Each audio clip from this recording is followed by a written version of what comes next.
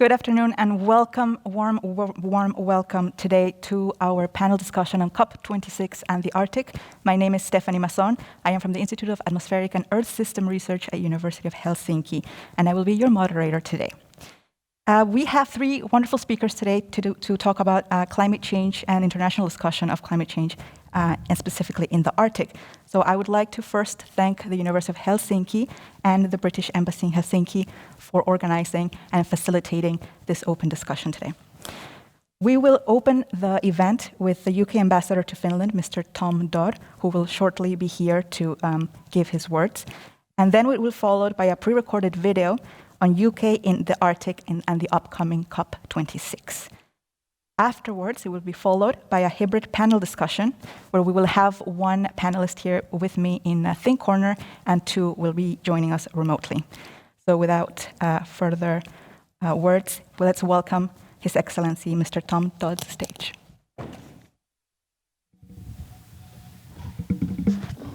Thank you very much, Stephanie, and it's very good to be here this afternoon at this event looking at international climate change and the Arctic. Thank you very much for all the speakers who are coming along today. And I hope you all know that one of the most important diplomatic events this year will be the COP26 conference in Glasgow, which is being co-hosted by the UK and Italy.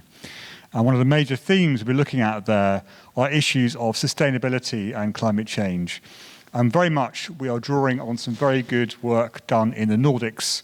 We know that Sweden and Norway have recently updated their Arctic strategies, and a new one is coming from Finland very soon. The Arctic has been a bit of an icon for climate change because it's an area where the pace of change is so obvious, really. The Arctic's warmed 3 times the global rate over the last couple of decades, and that has led to really big impacts in the Arctic that we all know, the melting of the sea ice and so on and so forth. But also these are having big impacts outside the Arctic. A few years ago we had in the UK the famous beast from the east, which was not your large neighbour, but some very bad cold weather which actually came down from the Arctic. So we have a real interest in the Arctic. For that reason, the UK also has a geographic interest. We're not actually an Arctic state, obviously, but we are the closest state to the Arctic as a neighbour through, obviously, the north of Scotland, and we have all sorts of strong and enduring connections with the region. We're also actually very lucky to recently have had our observer status with the Arctic Council re-endorsed at its recent meeting in Iceland, and we very much recognise the Arctic Council as the preeminent forum for debate and discussion about the Arctic. Now, the Arctic remains a live policy issue for us in the UK. In 2018, we published our Arctic strategy, Beyond the Ice, which talks about our vision for a secure, safe, well-governed and peaceful Arctic. And this really is based on 3 important principles: respect, cooperation and leadership.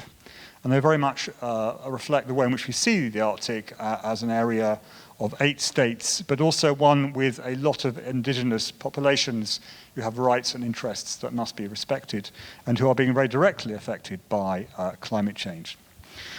Going forward, we are actually placing a greater emphasis on the Arctic. In the spring, we published our integrated review, the largest ever review of British foreign policy, and that placed an important emphasis on the Arctic, but also on science and the role of the UK as a science leader in the world. And British scientists are very active in the Arctic. Recently, actually, we opened a new UK research program with Canada, which is designed actually to work with native indigenous populations to develop local indigenous solutions to climate change and climate adaptation.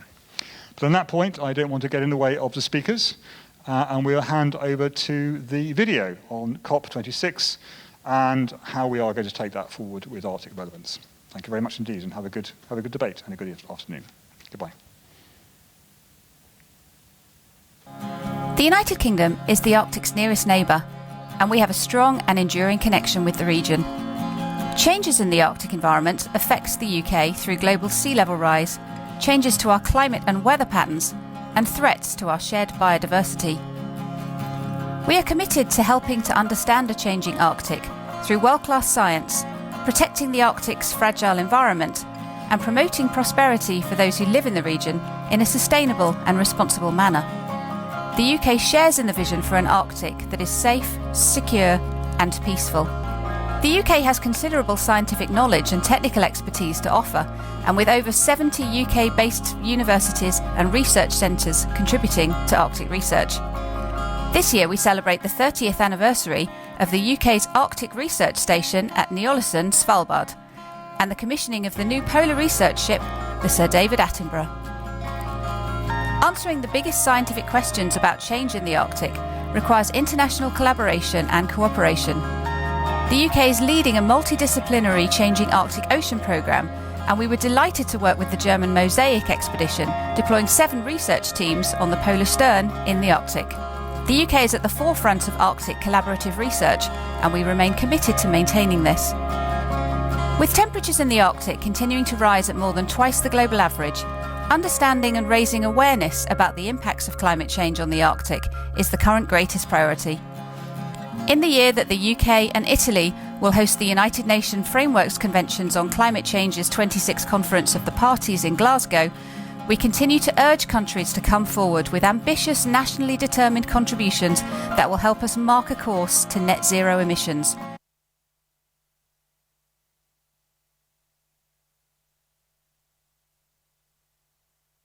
The Conference of Parties of the United Nations Framework Convention on Climate Change. And so basically it's the annual meeting of all the countries of the world where they decide to make commitments on climate change and then hold each other accountable to those commitments. So it has a rotating presidency. So every year a different country takes on that presidency of the process. The Secretariat's in Germany, but then each country takes on the presidency. And I think it moves through continents. So last year it was Chile.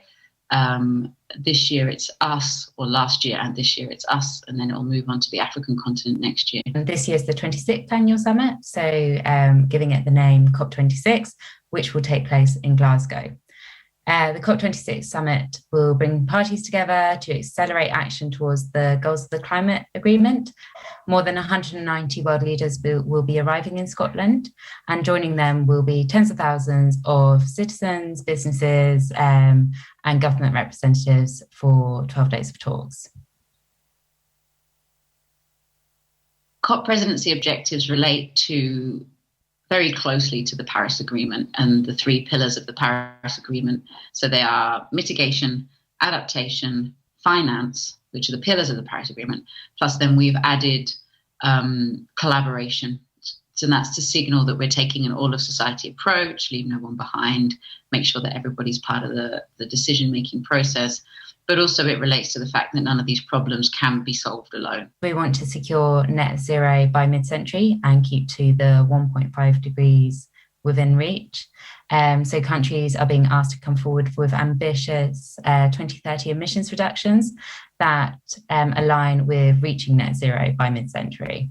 We need countries to adapt and protect communities and natural habitats.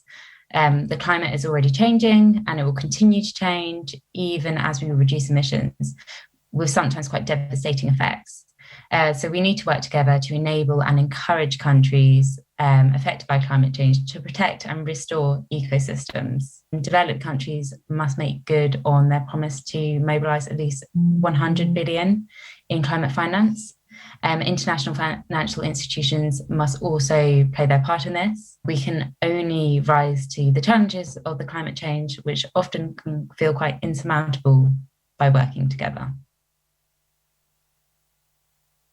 This is what's called a ratchet year. So it's 5 years after the Paris Agreement and countries are really meant to increase the ambition in their NDCs. So that's what we're really driving towards as a high level goal.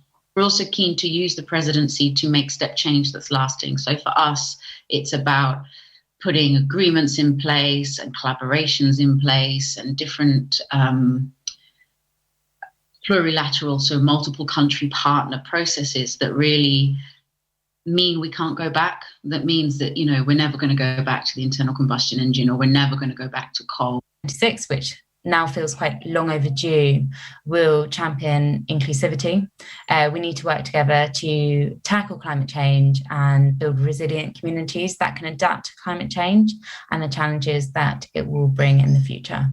Engagement team, we have 3 key programs where we're working to make step change in science to support COP26 and beyond. So these are divided by the role that science has for climate change. So we see it as providing information on the risks, as I said before, providing solutions and highlighting co-benefits.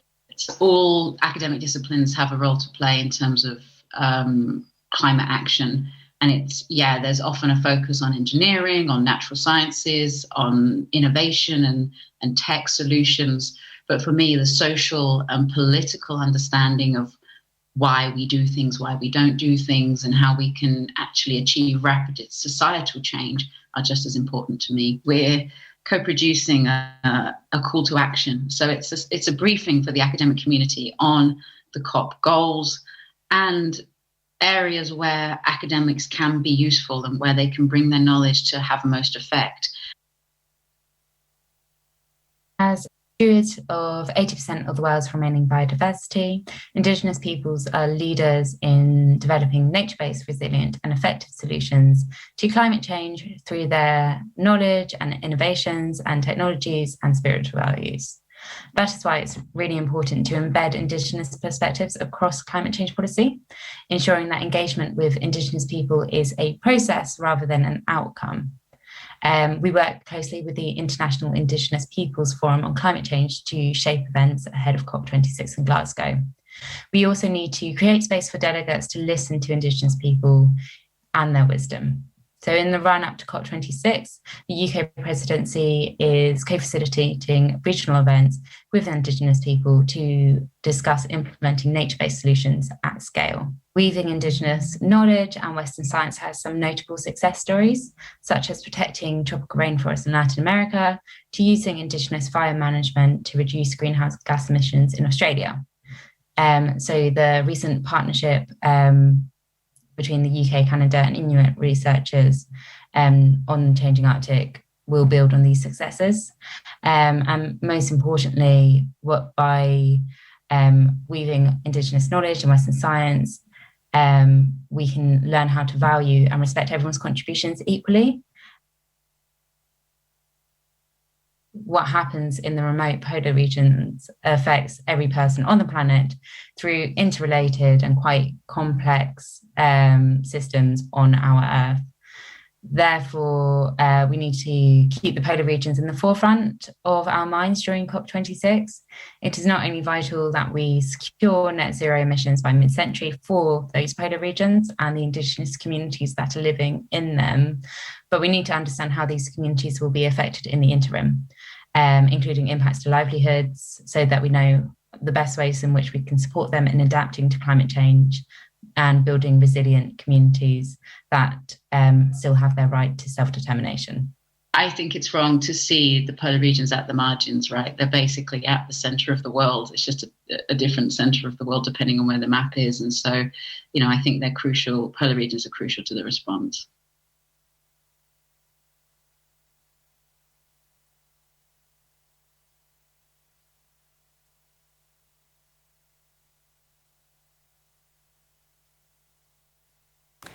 I would like to thank the COP26 unit for providing us those answers to our video interview. So thank you very much to our colleagues in the UK. If the panelists allow me a few words just to set the scene for our discussion today, why the Arctic science is also extremely relevant for international discussions on climate change. And that is because we do know, as also Ambassador Tom Dodd has already mentioned, that the Arctic is indeed warming at a faster rate than the rest of the world, 2 to 3 times faster. And we know that one of the biggest contributors to that is the diminishing ice extent and snow extent surface area in the Arctic, which reflects off solar radiation and therefore takes some of that energy away from the budget of heat entering our system. However, that's not all that is involved in the Arctic. We have, for example, clouds, and Arctic clouds particularly are also very particular, and we still have a lot to understand in that system in the Arctic. And now, clouds themselves can also reflect off radiation. What's also interesting about clouds is that they can have a greenhouse effect by trapping in heat that's already near the surface of the land. And how they're contributing in this way in the Arctic is still yet to be determined. So our climate models are still missing such an important area of the world that have a climatic relevance around the world. And that is why having a better understanding of the system, the Arctic system, is so important. And additionally, that there are feedback mechanisms in our Earth system, as surely we will soon hear more about. But the warming that has been caused by emissions around the world are causing that warming in the Arctic, which in turn the Arctic system is responding by warming up and then thawing that permafrost, that frozen soil, that is also a reservoir for an incredible amount of carbon that can be leaked as carbon dioxide or methane. So we have a potential greenhouse budget that is about to come out naturally as a result of our human actions. And this is really crucial to keep in mind when we're discussing what happens in one area of the world and the actions in one area of the world, because they have repercussions around the world, but also they will have a rippling effect and consequences that we may not know of and that might exacerbate that phenomena. So it's really important, therefore, to include areas like the Arctic in climate discussions. So the Arctic really is telling us three things. One, that climate change is here. It's not waiting for 2050 or 2030. The Arctic has been feeling it for decades now. And secondly, that the Earth really is connected. So emissions around the world that we are right now budgeting, that are mostly coming from certain areas of the world, have been responsible for that warming and that change in the landscape in the Arctic, and that affecting the people that are living there, and in turn have a repercussion of sea level rise, changes in weather patterns or extreme weather around the world, including communities that may not have had much to do with the initial emissions in the first place. So that's another thing that I really want to highlight. And thirdly, the importance of research and putting a lot of support in research, such as Arctic research, that we will also be talking about today. And that is because not only do we need to better understand the system, the Earth system, but science itself can also service society, for example, by serving as a monitor for regulations of emissions, and also servicing early warning systems, for example, and safekeeping the societies and building resilient and adaptive societies, which is one of the COP26 priorities. And of course, research is also the basis for innovation, something, again, we do need for building a better future. So with that, I would really like to welcome warmly our panel today, and I would like to introduce next to me is Professor David Thomas. He's a professor in Arctic ecosystems research at University of Helsinki. So welcome, David. Thank you. I'm very happy to have one person with me.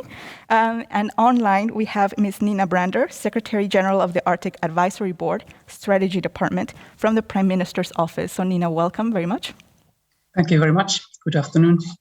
Good afternoon. And we have Mr. Tuomas Aslak-Juuso, President of the Sami Parliament in Finland. So good afternoon, Tuomas. Good afternoon. To begin, I have a question for each one of you. And of course, we are all here to discuss together, and then we will have a more open panel discussion. So if I can start with Nina. Of course, you have been an integral part of building the new version of the Arctic policy strategy of Finland, and it will be published shortly. How does this strategy differ from the previous version, even though there have been amendments? But what is the main thing that we expect in the new version? And also thinking that there's a Paris Agreement in between the previous version and this one. Yes, thank you very much for the question, and I hope you can hear me. Yes. Yeah. Yes. So, Mr. Ambassador and dear friends of the Arctic, thank you once again for the invitation for this event and for the possibility also to share some ideas about our new policy and the strategy for our Arctic policy. I will just begin with a couple of words to describe the guidelines of our new strategy, and then later on tell few words about the change between the strategy in 2013 and the strategy that will be published now. Actually, this is very timely event because the strategy will be published next week on Thursday after the government session. And later it will be discussed by the members of parliament. And we are also organizing a press conference on Monday, June 21st. And the event is open to public on live stream on government's YouTube channel. Unfortunately, it will be in Finnish only, but everybody who speaks Finnish warmly welcome. Well, the strategy sets out goals for our Arctic policy until 2030. And sustainable development is the cross-cutting theme throughout the strategy. According to the strategy, all activities in the Arctic region must be based on nature's carrying capacity, climate change, mitigation and adaptation, and the principles of sustainable development, as well as the respect for the rights of indigenous peoples. And the strategy is built on 4 priorities. The first one being climate change, mitigation and adaptation. The second one, inhabitants. First part being the promotion of well-being of the people living in the Arctic. And then the second one, the rights of the Sami as an indigenous people. The third priority is expertise, livelihoods and leading edge research. And the fourth is infrastructure and logistics. Then how do we handle the climate change issue in our strategy? Well, it's the priority number 1, climate change, mitigation and adaptation. As we heard in the beginning, we know very well what is happening in the Arctic, and we in Finland think that the direction of the climate change in the Arctic region can be turned through global emission reductions in emissions of carbon dioxide, other greenhouse gases and black carbon. But even if we succeed in reducing emissions, warming in the Arctic will continue in the near future, unfortunately. And this is why adaptation measures need to be implemented now. For the implementation of adaptation measures, our strategy proposes climate change mitigation, investments in climate-wise infrastructure, strengthening situational awareness concerning the Arctic, circular economy and bioeconomy, higher added value products, halting biodiversity loss, and nature-based solutions, which we think that bring new opportunities for employment and livelihoods. When speaking about the change for the earlier Arctic strategy, in general, Finland's new Arctic strategy is built in a different way than the previous one. We have 4 priority areas, as I mentioned before, and strategy's priorities briefly presents a situational picture of each area, and then afterwards the desired development in the Arctic region, and after that the key strategic measures in the priority areas. And of course, the international operating environment and security issues are very important, and they are presented in the beginning of the strategy. But since our previous Arctic strategy was published in 2013, climate change has progressed more rapidly globally than I guess anybody of us could have imagined. And changes have also taken place in the international environment. And in addition, the direct and indirect impacts of the COVID-19 pandemic also have an effect in the Arctic region and in the Arctic cooperation especially. So the climate change is number 1 priority in our new strategy, and climate change and sustainable development are integrated in all the priorities of our strategy. And I would like to emphasize also that we see that the transition to climate neutrality is an opportunity to build a better future for all, but we need just transition also. The major difference between the old and the new strategy is most evident in Finland's attitude towards the utilization of fossil resources in the Arctic. While the Arctic region is changing permanently, global emissions reductions and attaining the goals of the Paris Agreement would slow down the progress of these changes.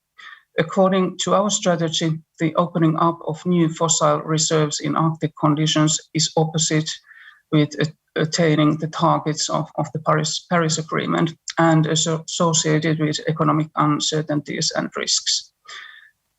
And as the previous strategy underlines the fact that there are huge fossil reserves in the area, that Finns also need to be able to use.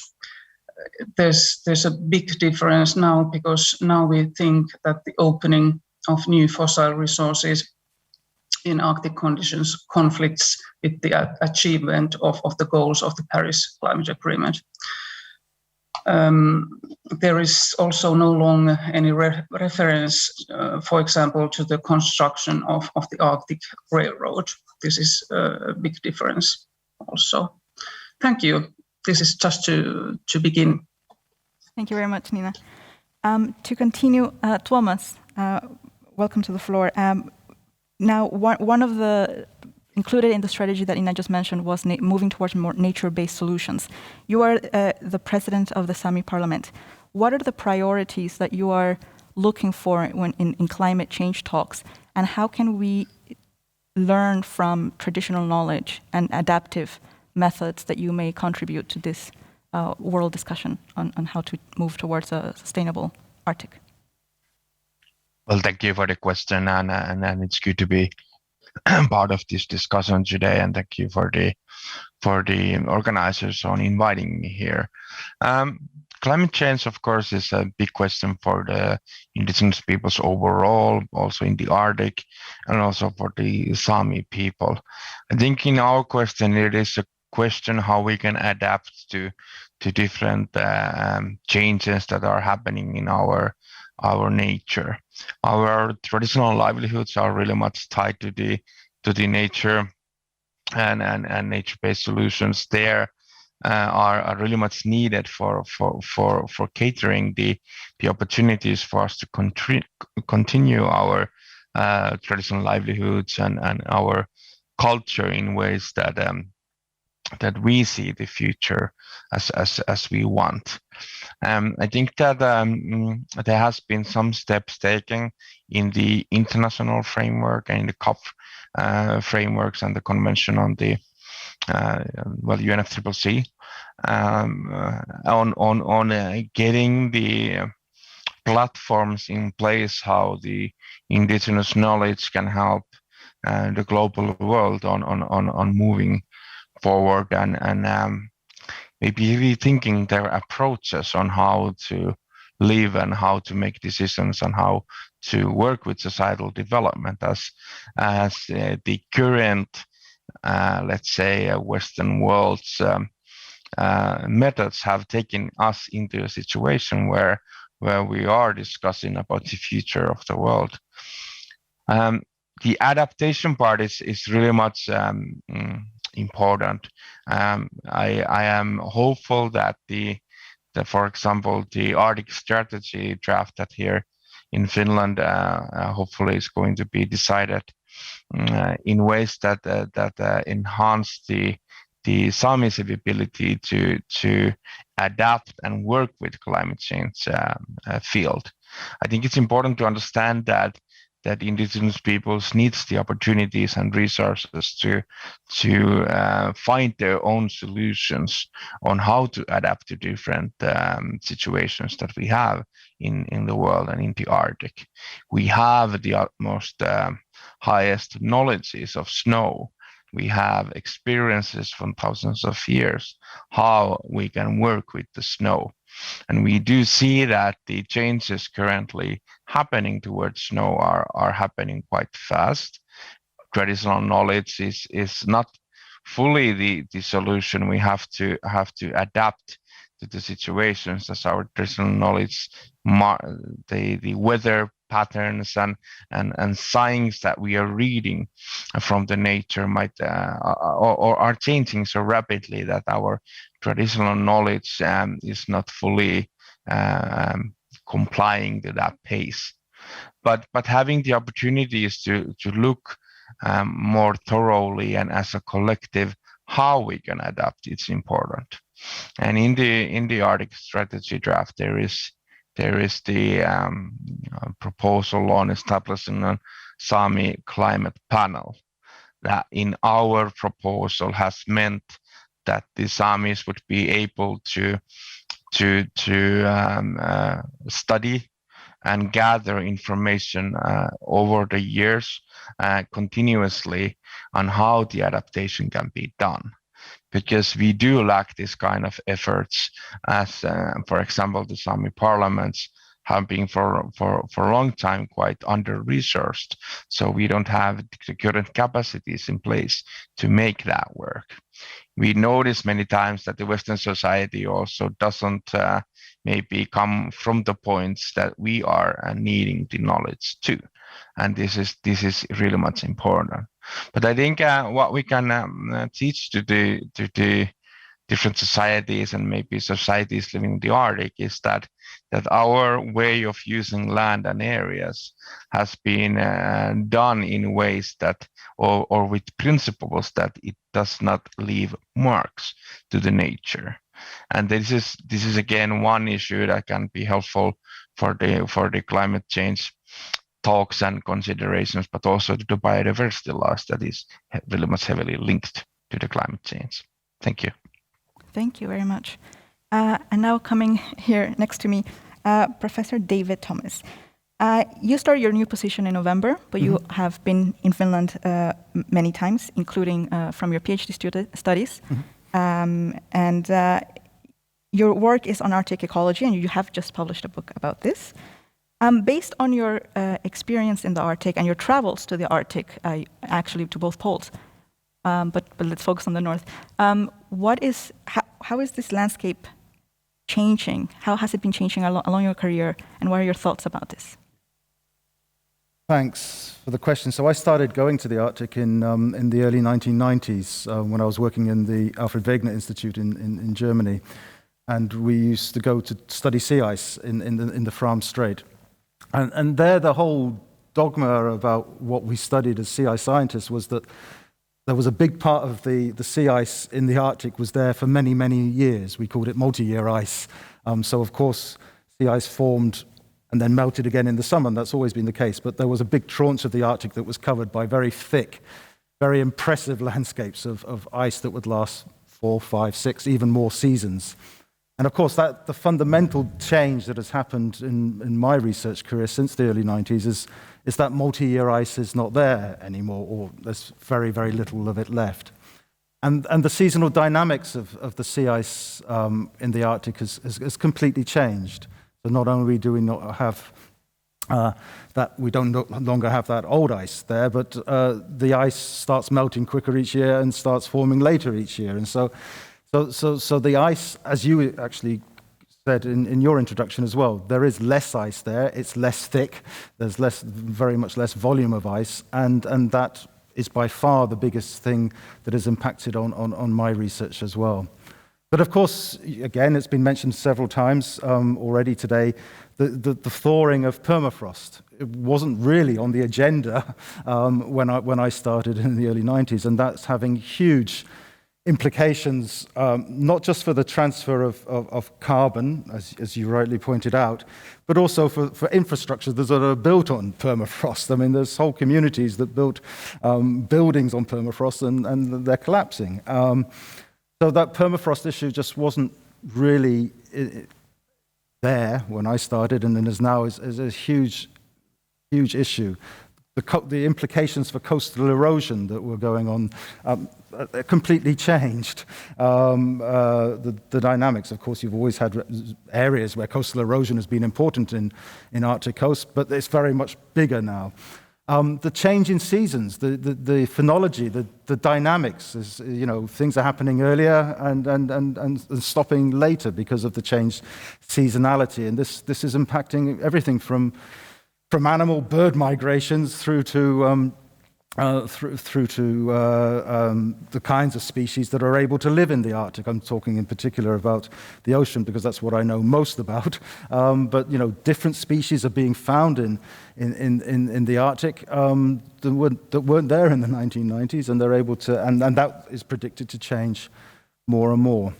And I guess there's a big change in the emphasis of the kind of research that we do as well. I mean, in the 90s, we went to study sea ice because it was a fascinating subject in itself. We went and the idea about a changing environment wasn't on our agenda at all. Well, now there's whole programs, national and international programs, that are designed around a changing Arctic Ocean and understanding what's going on.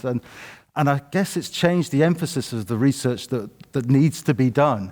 The policymakers and the stakeholders, they need answers. What's the Arctic going to be like in 20 years' time? But actually, we really need to know what the Arctic is going to be like in 5 years' time and even in 2 years' time, because it's changing so rapidly. So I guess that's put a different urgency to the kind of research that we do, to find fundamental understanding of processes and how they're going to change very, very rapidly. And there's a bit of a conflict in what I've just said, because understanding basic fundamental processes takes quite a lot of time. And we're being expected to say, and how's it going to change? And actually, could you put it into your models so that we can actually predict what it's going to be? And I think that's a really big issue. I think that the discussions at COP really have to kind of come up with some kind of answers as how we can get those kind of research programs that can identify the key processes in the time scale that we really need to. And that's a very big different way in understanding research compared to when I started in the Arctic in the early 1990s. Yeah, thank you. One common topic that has been mentioned in the three talks that we just had is the need to adapt to the new conditions that are changing very rapidly.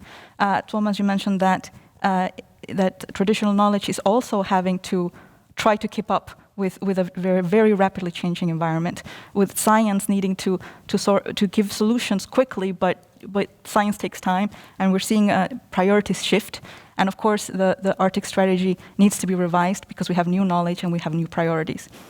So when we have to work together to give answers, to give frameworks and pathways, what is the best way that we can co-design? How are you going to get us to a sustainable Arctic? Comments? Can we start with you, Nina? Thank you for the question. That is not the easiest one. First of all, I guess the first thing is that we can raise the awareness is the first step, and there is still a lot to do in that front. Although the effects of the climate change are so evident, and for many of us working, especially with the Arctic issues, the motivation is clear, I still think that there is lacking information, and it hasn't reached sufficiently enough all parts of the society, even in the Arctic states. And we do need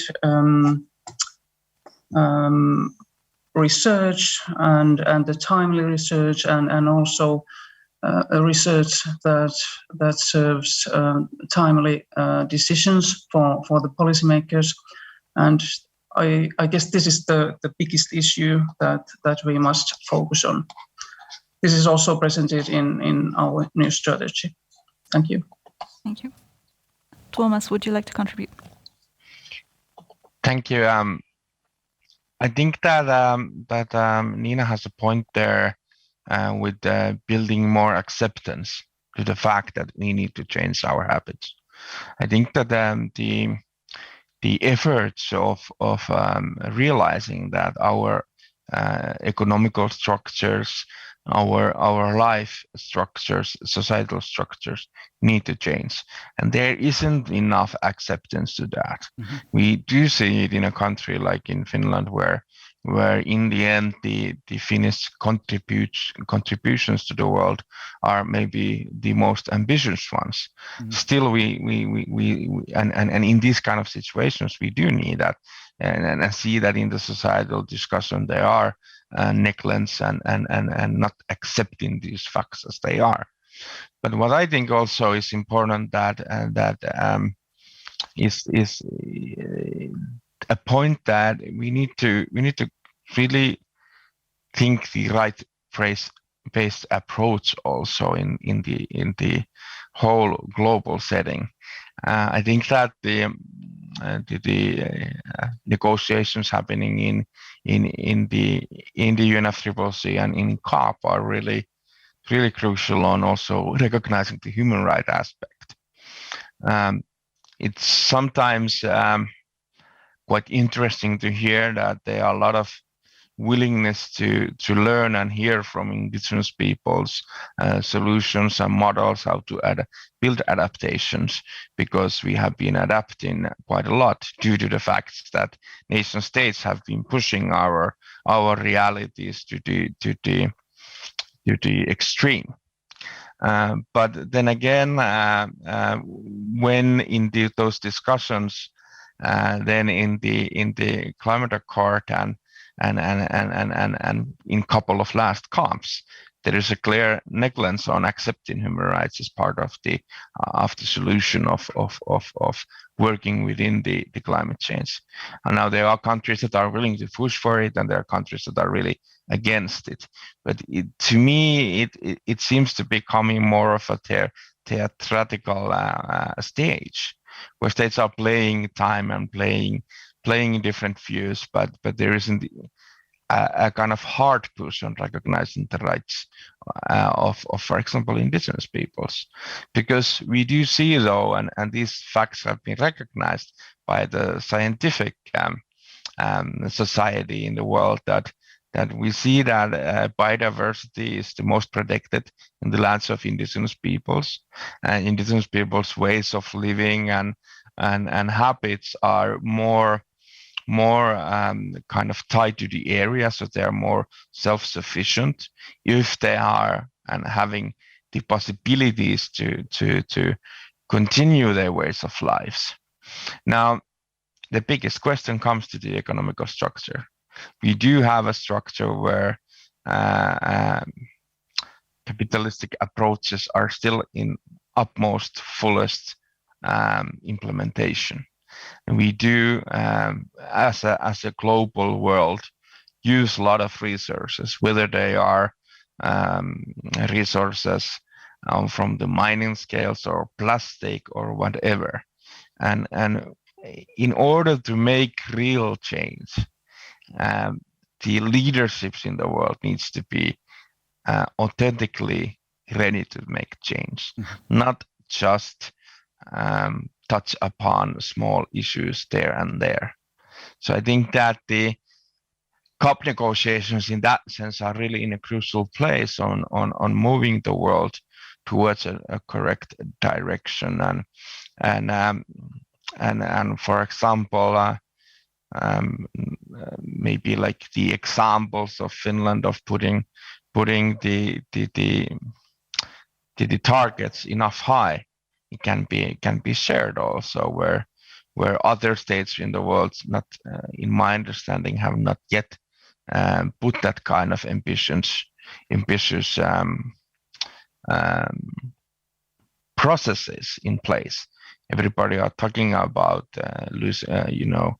putting the emissions down and so forth, but how they practically can meet those requirements is something that I in many places haven't heard yet. And of course, in the Finnish case, even the discussions are still that whether this is acceptable to society or not. Thank you. Thank you. David? Yeah, I think, I think we've learned a lot actually from the COVID-19 experience. And we've seen that something that really affected the globe has elicited an amazing response from policymakers and politicians through to society. And society has changed in a remarkable way. But the climate change and the biodiversity change, and I think we've got to consider the two together. There's a report out this morning, or came out yesterday, that really shows we should stop seeing them as separate entities, but they are one. Needs an even bigger response than we've had to COVID. And I think we've seen a lot that how much change can happen so very, very rapidly. If you think about where we were this time last year as a human population, and the answers have not all been great, and they've not all been right, and they've not all brought about the response that we should do. But I think that's the kind of societal revolution that is needed, and it's needed to understand. So governments poured millions, billions and billions into getting vaccines, into getting to stop people dying, and that's great.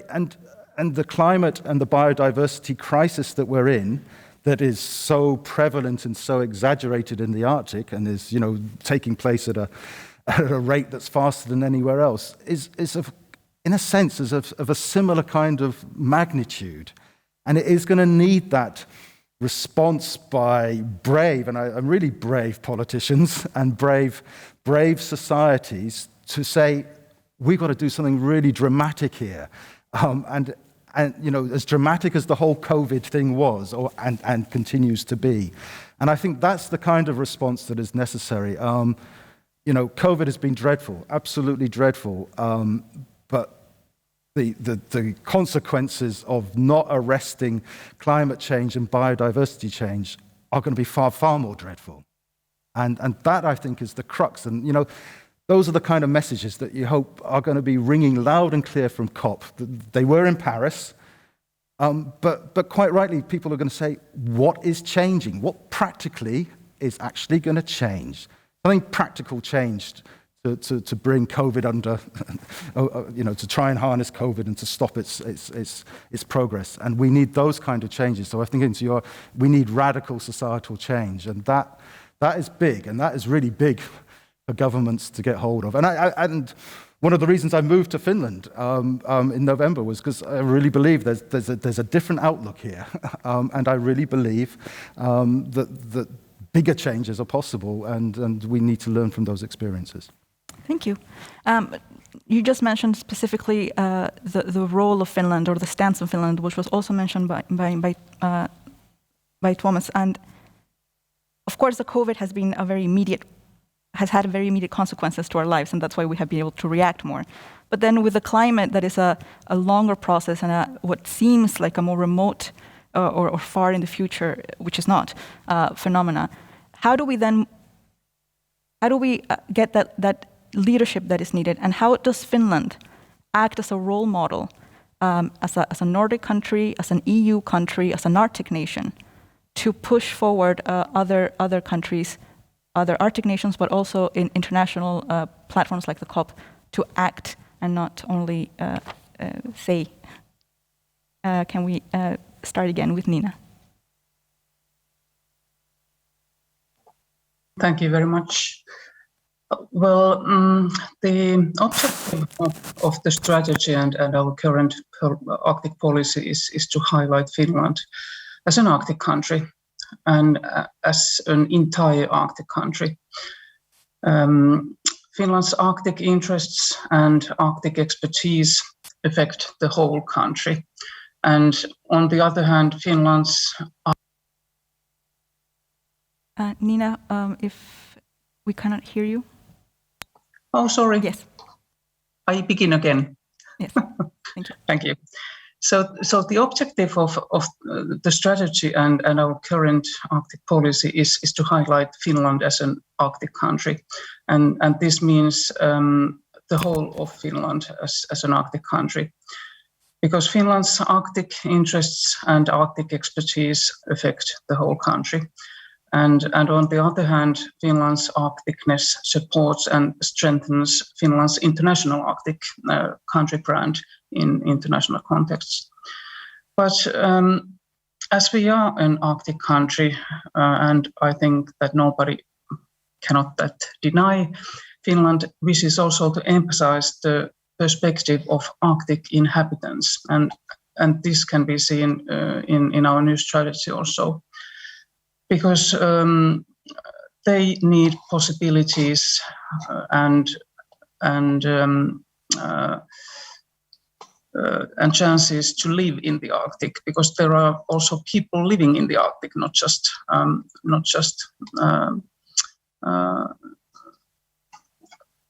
it's not a desert as sometimes seems to be thought. Just a second, I'm having a technical problem here. And also the participation of inhabitants in decision making, and as well as maintaining and improving their well-being is important. But how could we give, let's say, examples, or as Finland, maybe bolstering the Finland's pioneering role in climate change mitigation and phasing out fossil fuels is crucial. We hope that this can be done. We also have some concrete measures how this can be done, and developing decentralized renewable energy production, for example, is one of them. Climate-wise infrastructure and construction. The second one, and mentioned before already, but circular economy, bioeconomy, and resource efficiency.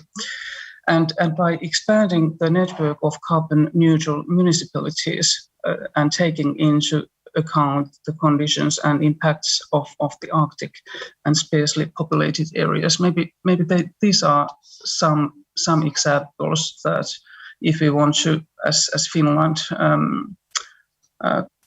give teachings, if anybody can. So these might be those. Thank you. Thank you. Tuomas? Thank you. I think that one of the challenge overall is that how people are thinking about adaptation. We, as some people, and me, for example, coming from the reindeer herding background, know that leaving the actions how to adapt in the most last parts of time, in the final times when you have still the opportunity to do that, will cost more than adapting beforehand, and therefore lowering the actual cost of what you have to adapt to. For example, that comes quite closely from reindeer herding. If you can adapt to the changes beforehand, you might not need so vast areas, additional land, what is not there. So we have to like work with the current model and rules that we have. So adapting early enough, you might have to work more, you might get some additional costs, but in the end you will make a lot of savings in work effort and what are the costs because of adapting to. So I think that the world is a bit lazy now.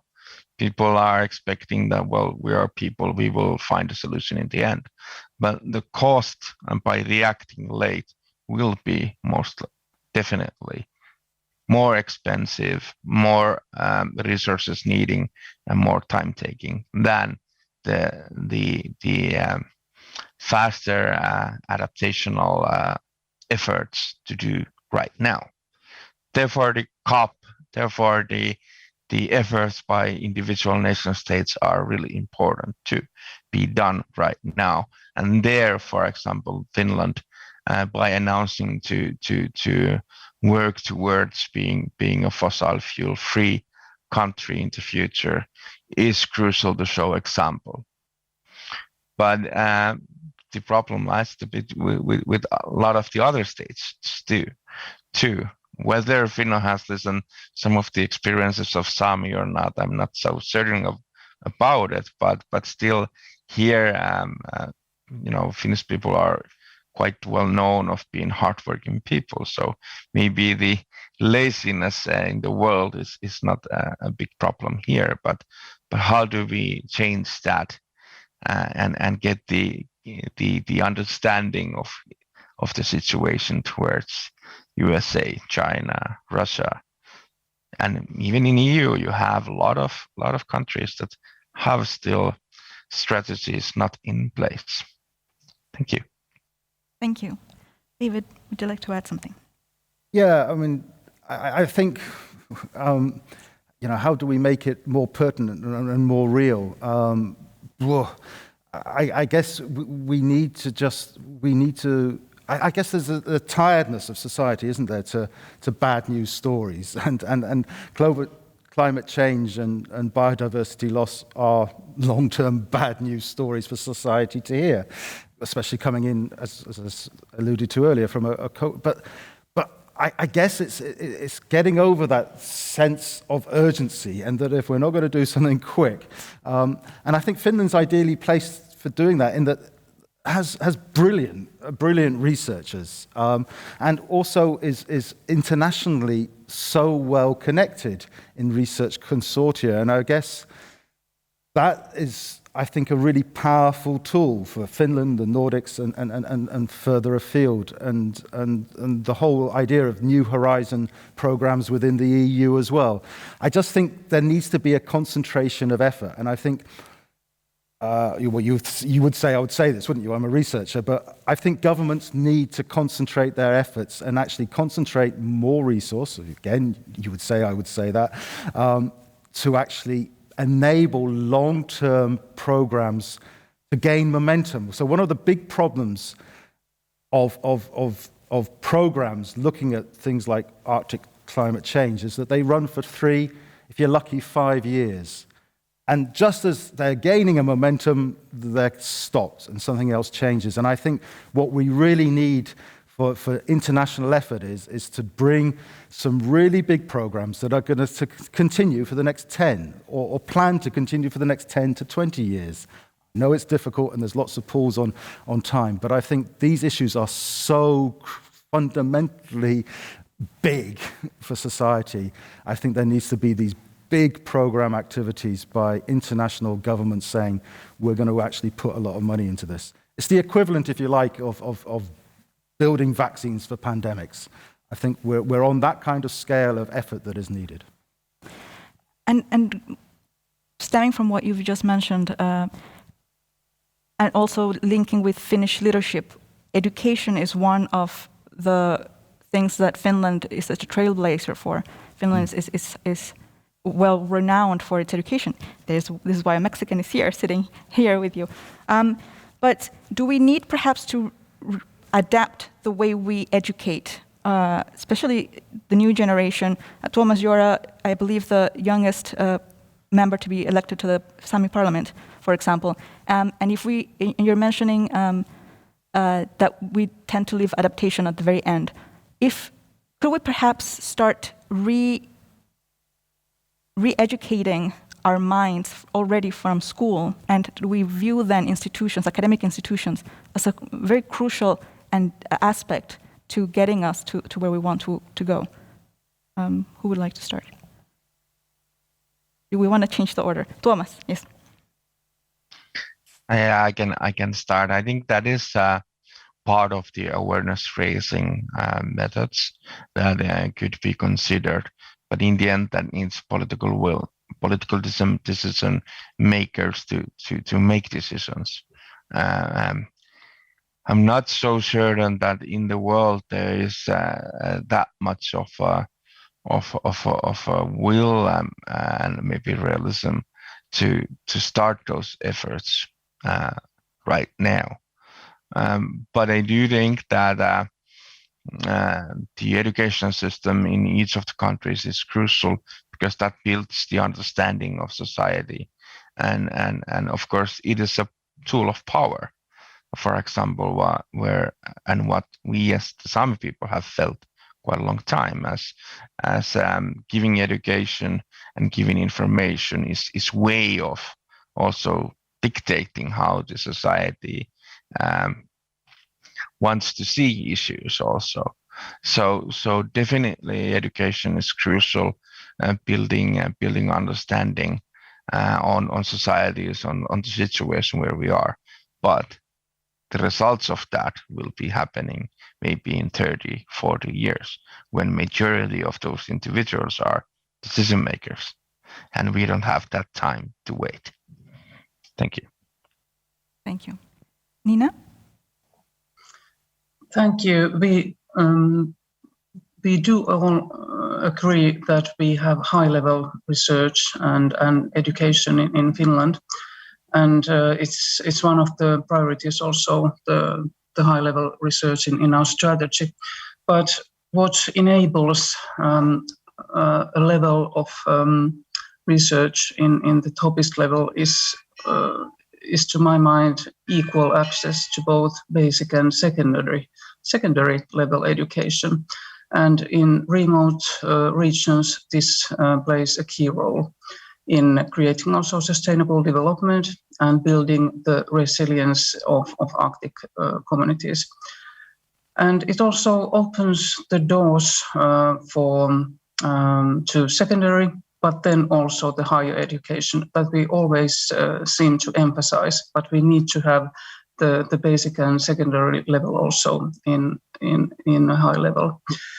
And this reduces the risk of social exclusion and its negative consequences too.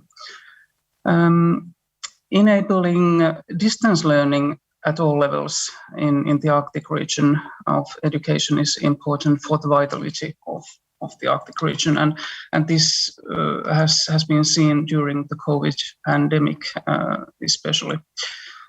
In our strategy, our goal is that the knowledge and expertise produced by the Finnish leading-edge Arctic research can be utilized widely. And this is one of the measures that we mention in our strategy. And research evidence underpins high quality and timely decisions, as we know, in different sectors, but it also promotes the good life of the people living in the Arctic, and also enables businesses to make innovations. Thank you. Thank you very much. David? So I think there's a high priority on researchers and universities to be communicating the kind of research that we do in a way that the whole of society understands. And that really means the whole of society, which is including the next generations as well. So, there can be no doubt about it. Increasing the message through the whole of the education system is absolutely vital. But I think there's a real change taking place in the generations that are going to be mopping up what we don't do we don't get right, and we've seen that globally as well. And it's a really powerful movement, and there's a real powerful impatience by young people, and so that proves that the education is beginning, the message is getting through, and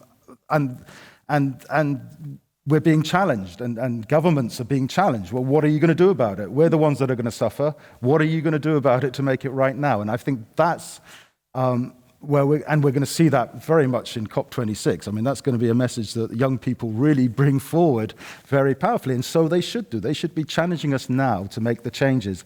So I think through education, the message is getting through, but then there's an impatience there, and young people are really expressing that impatience, and frustration, and we're seeing that over and over again, and that's where the challenge really comes, is meeting that frustration. So we're educating people about a problem, we're saying, whoa, it's a really big problem, but we're not bringing into that education what the solutions to that problem are, globally, I mean. And so I think that's the challenge as educators. So I see it in some of the few seminar series that I've had with students in Helsinki on sustainability. And there was a real desire for change. I mean, there's really, really stimulating discussions. But then it always ended up with that frustration, but nothing's happening. Or nothing tangible is happening. I mean, obviously things are happening. And I think it's that, pragmatic change is key. How do we build these bridges then between young people, between policymakers, between politicians, different groups, to work together and work on solutions so that young people, for example, have truly, they're forcing their way, so they are making themselves being heard, but truly to work together. How do we build bridges between science and the rest of society, for example? So I think it's like everything, isn't it? It's a level of trust. And I really believe that the young people who are really standing up and shouting at people like me, they don't trust us. There isn't the trust there. And I think because they're not seeing the change. And I think that's the important thing, is somehow we need to find the way of building that trust so that there actually is a working together. I think the demonstrations and the strident words and really some very harsh words that have been spoken, it just shows lack of trust between generations. Yeah. Would you like to, the panelists remotely, would you like to comment? Thomas.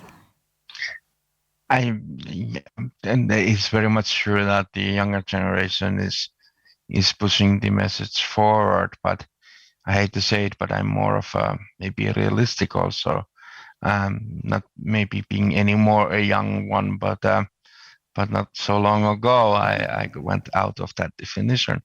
But being realistic, being part of negotiation, negotiating with member states from all over the world, according to the UNFCCC.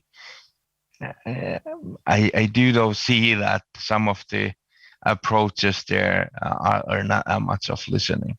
I mean, it's easy to say that the younger generation needs to be heard in a country like Finland or countries like in Europe, where you have different and certain democratical rights secured or secured in ways that allow this. But if we look the global world and if we look the negotiations, I don't think that the European countries are the ones that are trying to prevent solutions and decisions making happen. So I think that how to the problem and the challenge is on the global level, and it is a bigger question towards the member states whether they are ready to open up more their decision making. For example, indigenous peoples have been calling for participation in the United Nations framework for long as peoples, as the Charter of the United Nations recognized the United Nations role, but still we are not there as equal members. We as a Sami Parliament cannot even register to the UNFCCC to speak on behalf of the Parliament. The only method for us is to go through the Finnish delegation. Luckily, we have a good cooperation with the Finnish Environmental Ministry, where we have been then working together and forward to get the indigenous voices to be heard more. But there are big countries, big regions that don't even allow that to happen. So if we really want to make a societal voice heard in the negotiations, UN and the member states have to decide it and open it more. And this is something that really would need to be considered by the states. how to open those spaces, and there, for example, the European countries and like Finland could consider making proposals and start pushing the actual negotiations to take more into account the voices of others, because in the most important rooms, even in the initial talks, it is difficult for, like a representative institution that I am coming representing the people, to be even in the room. Thank you. Thank you. Nina, would you like to? Thank you. Very, very much has already been said, and I would like to maybe sum up that in my I think that the cooperation and the trust, as mentioned before, are the key also in this issue. Of course, we have to think about the change and especially the demographic change that will have a very, very important and big impact in the future of, for example, the services and livelihoods in the northern region. I'm speaking now about Finland, but also in other parts of Finland. And many people are moving out of the Arctic and northern Finland. And people, and especially young people, need to have the opportunity to feel that they are heard. And how this can be done, it would be excellent if somebody would have the right answer. Let's say so. Thank you. Thank you. You mentioned now that the young people are moving out of the northern regions from Finland.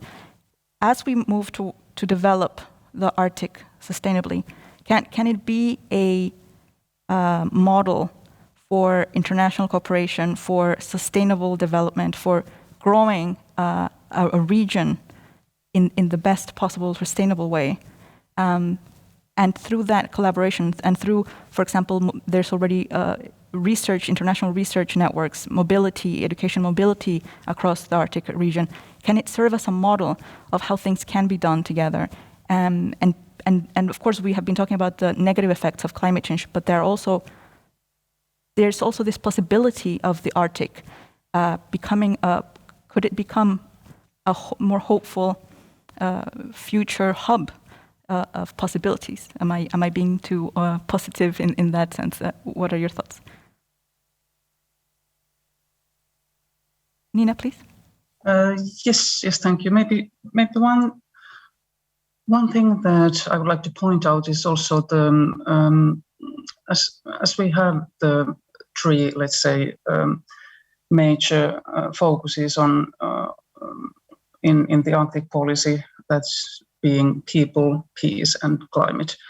The job creation is also something that enables people to live a kind of life in the Arctic that prohibits also the expand of the region, and strengthening also the Arctic economy would benefit from the availability of a diversely skilled workforce. This has something to do with, of course, with the education, but also in that sense that efforts should be made to draw attention to our expertise that we have, and maybe better match that way between supply and demand should be supported. And labor immigration is one thing. On the other hand, we have people moving out of the Arctic, but then labor immigration and opportunities for new location independent work should also be promoted. Thank you. Thank you. Thomas? Thank you. Well, from coming from the Sami Parliament's perspective, of course, it is a question how, for example, Samis can continue to live in the area. But I guess there's always been some movement around the world. But I think the question is whether the in an indigenous context, that whether the indigenous livelihoods have the necessary space to prevail. I think that a lot of the Samis have been moving, for example, to South Finland because those opportunities have been little by little, if not destroyed, made it more difficult. And we have a lot of interest in the industries that are little by little taking the areas of indigenous peoples. We have a big forestry industry in Finland. If you look the climate aspect, there is little point on cutting any woods in upmost northern Finland because it takes 200 years to grow it back. So economically, there's no kind of visible thinking on the matter, but still those tasks are done, and I think that the bigger problem is, and I'm not sure even if the world is ever ready to face it, but it is in our thinkings and our ways of living where we have to make the change, and it means also the economical world. If we continue the same way, the changes. If we only see areas as opportunity of business, if we don't see them anymore as areas of biodiversity, riches of nature itself, I'm not certain that we can tackle the climate and biodiversity loss in the end. There are good efforts. Of course, the fossil fuel-free approach is necessary, and renewable energy has to be made to cover that. But it cannot destroy the possibilities of in the area to prevail as from the indigenous aspect. Also, thank you.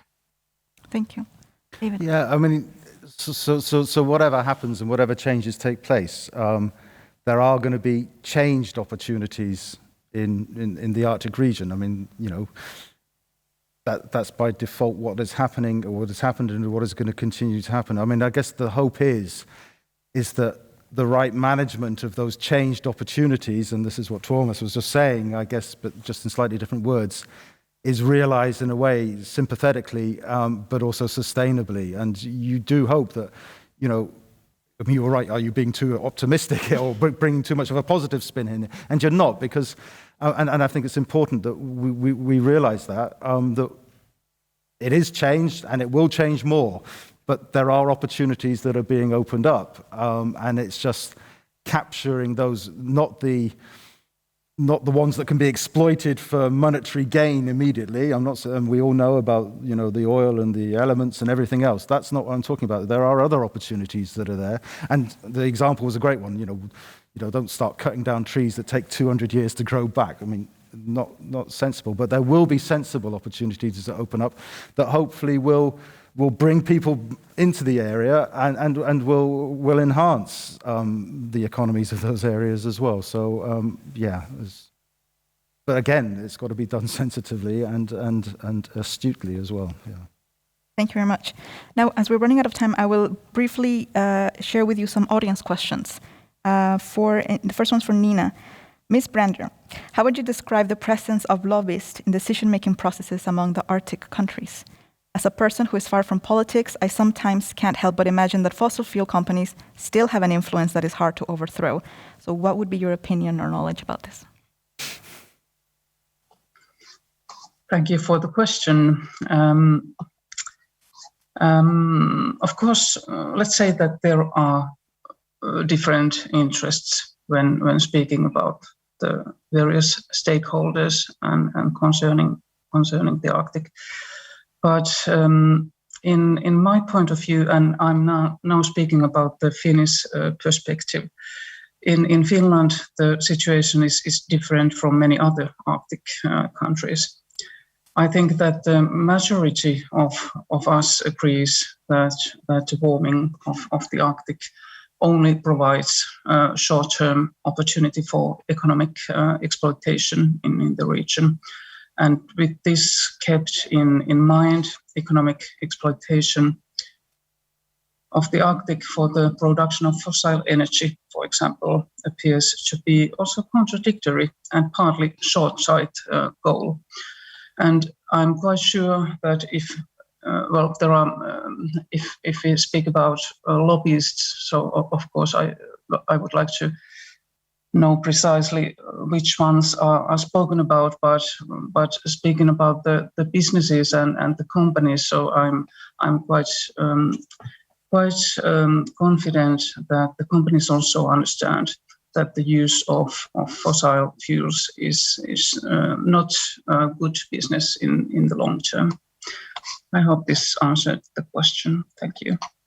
Thank you very much. Would you like to have a comment or move on? No. Okay, I'll move on. The next question is for Tuomas. As a person who can speak on behalf of Sami people, what advice could you give to scientists that want to do research on or in Sami lands? And what would you like to see more from researchers coming from outside? And what would you like to see less? Respect the traditional knowledge, cooperate with Samis themselves, and do not push something that they don't want to be engaged with. Okay, that's concise. And now this is a question to close the panel today for all of you. The question says, I have a strong feeling that we only talk the talk and nothing is being done by decision makers. Especially after COVID, we might have forgotten about climate and the Arctic. When will we start to see strong decisions from our leaders shifting towards a green and cleaner economy? So could we use this as your closing words, please? And Nina. Thank you very much. I think there has been a shift, a drastic shift, when I compare our Arctic policy in Finland, for example, in 10 years period. And I think that the policy makers are aware of the situation and the drastic changes that are occurring in the Arctic. And for example, our government program is bind to have Finland as a carbon neutral country by 2035. This is something that is a big. It's words, but it also, of course, needs concrete measures, and they are being done at the moment. And I hope that this ambitious goal can be reached. But I would say also that, of course, there are words, but there have been actions lately that. But I don't know if they are enough in this situation when the Arctic is getting warmer all the time, and in a pace that we cannot predict. Thank you. Thank you. Tuomas, please. It is quite a big and good question to answer as final words, but I think that building understanding of respecting others is the way how you can build understanding. If the counterpartners don't respect or do not recognize you, it's difficult to get any results. As an indigenous leader representing a people, I have felt this many times as sometimes it's utmost difficult to get even to be in a room and be able to share your thoughts so that the counterpartners could listen and consider whether they are something that they might need to rethink themselves. I think that the adaptation in the end is something that we really need to start make now. I think that the Finnish example can work as an example to the world, but there are also elements inside of Finland that really need to be talked more further. There are questions how the energy shift impacts, for example, Sami peoples and their ways of living and their constitutional right to continue as a Sami culture and live it the way as they have been living and as they are aspiring to. So I think that building respect and putting the working clothes on you is something that we really need in the world, and hopefully countries that are those examples in the world can really push this in their international and foreign policy as a priority in the whole picture. Thank you. Thank you, Thomas. David. Okay, I'm going to say this. Underneath my mask, I've got a wry smile as I say this, so you would expect it. But I guess what I think is needed is I think the policymakers and the stakeholders need to clearly say what the questions are that need answering for them to make the changes, and then give, and this means money, and it give the researchers, and I'm not researchers, I just don't mean natural scientists, but I mean social scientists and the whole remit to work together to come up with potential solutions to answer those questions so that the models can give the predictions that people need to make the decisions. And I still think, as great as I think the research capacity is, I think we still don't have that completely joined up. And that would be my plea, is that, I mean, people realize it's going to cost resource, and we need the resource to be put in there, but that resource can be focused to answer the pertinent questions. So it's not just saying to a researcher, go and do your pet research and hope that it generates something. You know, society needs to know the answers need to be addressed, and then equip with resource the people that are probably best attuned to do that work. And I think I said it before earlier, that can't happen in short programs. It needs to happen in sustained resource development and commitment. That's but you would expect me to say that, wouldn't you? So I mean, I agree very much as a fellow researcher. Thank you very much to all the panelists. Thank you, Nina. Thank you, Thomas. Thank you, David. Thank you. I would like to borrow Thomas's words and say that I hope we do acknowledge each other, and respect each other, and listen to each other, so that Finland can indeed be a model towards a sustainable, inclusive society in the future. Thank you to everybody watching. It has been a pleasure. Thank you very much.